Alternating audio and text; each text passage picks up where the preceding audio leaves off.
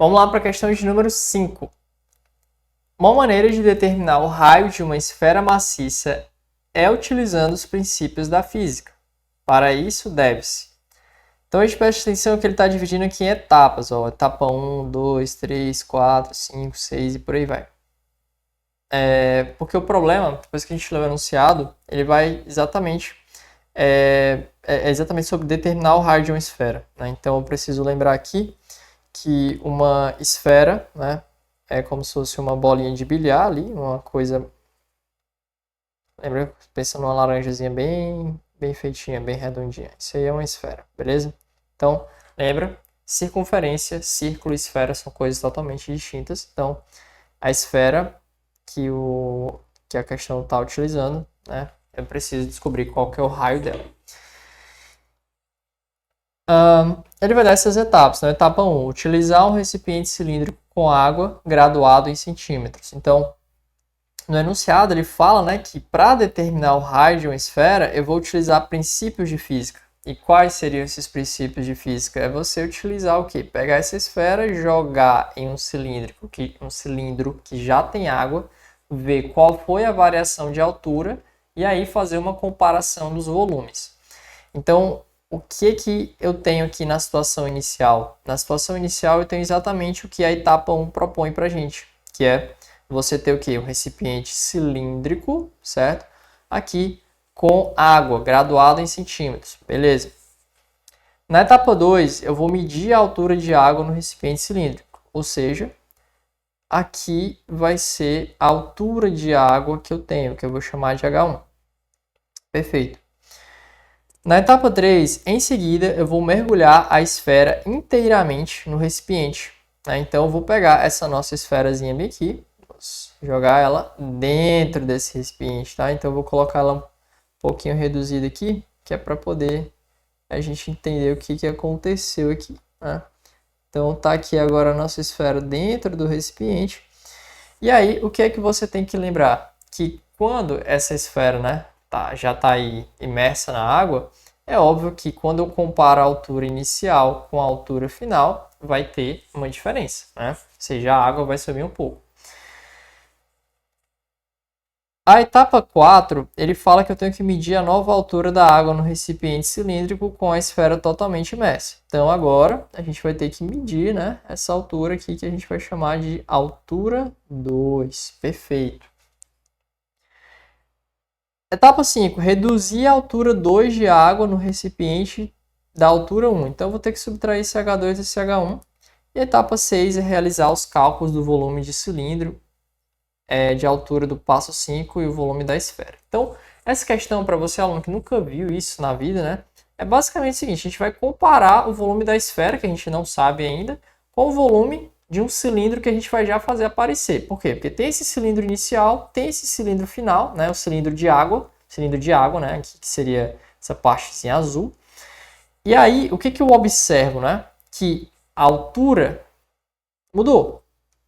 E quando essa altura muda, é justamente porque eu tenho como observar um cilindrozinho particular aqui, ó, que vai corresponder, deixa eu fazer aqui pra gente, ó, vai ficar como se fosse esse cilindrozinho bem aqui.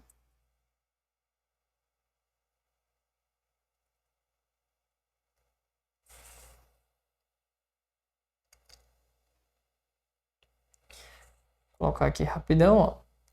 Esse cilindrozinho aqui tá meio torto, gente, mas vamos ganhar tempo, tá bom? Então, ó, percebam que esse cilindro de verde aqui, ele é exatamente, o volume dele é o mesmo volume da esfera, certo? Então, é esse aqui a chave da questão. Você vai comparar esse cilindrozinho aqui, o volume dele, com o volume da esfera. Porque se tu observar, ó, na minha situação inicial, eu nem tinha esse cilindro. Ele só existiu por quê? Porque eu joguei uma esfera dentro da água, certo? Então, a gente parte aqui para o enunciado. Ó. João realizou os passos acima para determinar o raio da bolinha de gude. O recipiente cilíndrico usado possui 6 centímetros de raio com 8 centímetros de altura de água. Então aqui a questão já começa a dar informações para a gente. Ó. Então aqui o raio do cilindro, que eu vou chamar de Rzão, ele fornece para a gente que são 6 centímetros. Beleza. E ele fala que o nível de água no início eram 8 centímetros. Então tá aqui, ó. O recipiente cilíndrico usado possui 6 centímetros de raio com 8 centímetros de altura de água. Então quer dizer que essa nossa altura inicial são o quê? São 8 centímetros. Perfeito? E ele vai falar que após mergulhar completamente a bolinha de gude, a nova altura medida foi de quê? Foi de 10 centímetros. Ou seja, essa nossa altura 2 são 10 centímetros.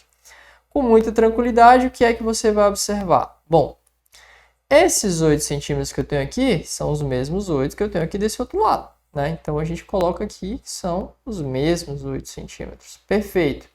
Aí você observa, pô, aqui eu tenho 10 centímetros, aqui eu já tenho 8, então esse pedacinho aqui eu poderia chamar de x. E aí o que que eu faço? X mais 8 igual a 10. Portanto, o nosso x é 2.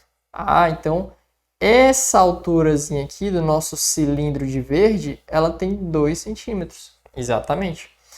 Então, agora eu já consigo partir para a resolução. Por quê? Porque como a gente já disse, o volume desse cilindro aqui que se formou vai ser igual ao volume dessa esfera. E eu já sei que esse cilindro que foi formado após, né, a imersão dessa esfera, querendo ou não, esse cilindro tem o quê? Tem o mesmo raio, né, que a gente, que foi fornecido no enunciado, ó. Esses 6 centímetros aqui de raio do cilindro são os mesmos 6 centímetros que eu tenho aqui. Então, isso aqui é 6. Ah, então, entendi. Basta agora que a gente iguale os dois volumes, né? Exatamente. Então, você agora vai partir para a finalização. Então, o volume da esfera vai ser 4/3 de π vezes esse raio que eu não sei. E o volume do cilindro, por definição, tá? Volume do cilindro é π vezes o raio desse cilindro ao quadrado vezes a altura do cilindro, correto? Então, essas são formas que você, aluno, tem que saber para ir para o vestibular, tá bom? Agora a gente vai só igualar essas duas equações. Então, basicamente, eu vou pegar aqui o volume da esfera que eu estou utilizando, tem que ser igual ao volume do cilindro aí de verde, né? Então fica atento, que a gente está igualando ao volume deste cilindro e o volume da esfera, tá bom?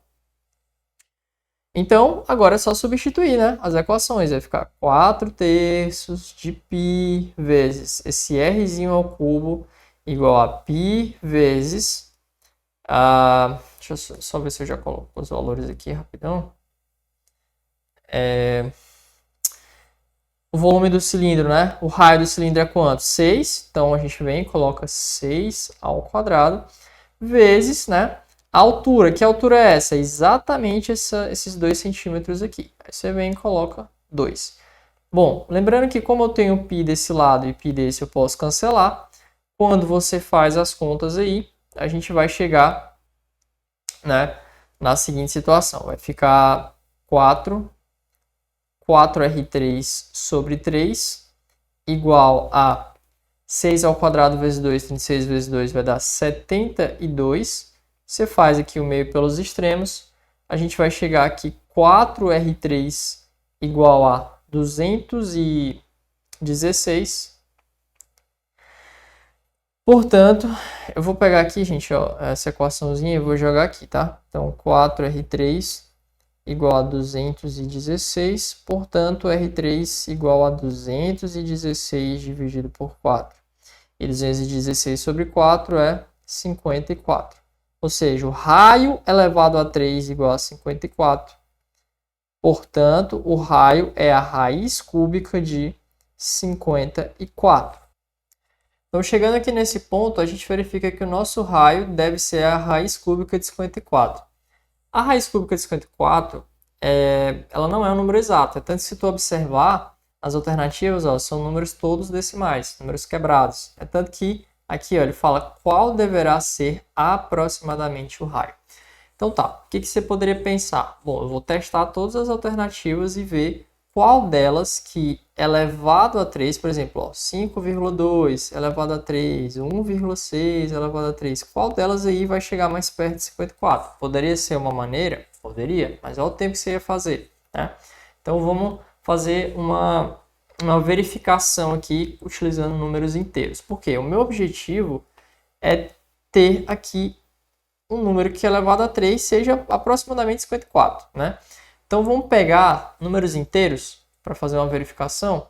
Então vamos lá. Se eu pegar 2 elevado a 3, dá 8. E 8 ainda está longe de 54. Então 2 não é interessante para a gente, né? Então, se 2 elevado a 3 está dando 8 e o 8 está longe de 54, não faz sentido a gente escolher a letra B, certo? Não faz sentido. Vamos pegar o próximo número inteiro. Vamos pegar o número 3. 3 elevado a 3 dá 27, certo? Beleza? 27.